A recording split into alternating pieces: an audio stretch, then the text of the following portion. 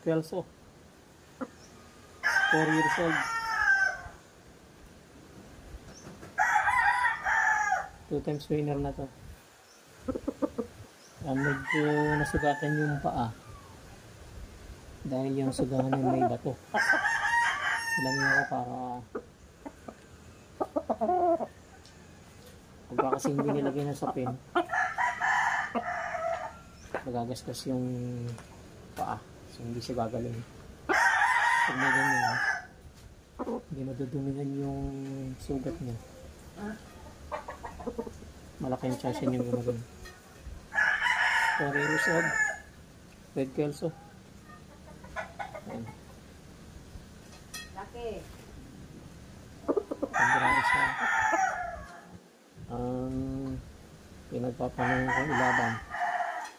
Pero kung may makakakursunada, pwede rin i-out. Ano siya, bato-bato na yung paa niya.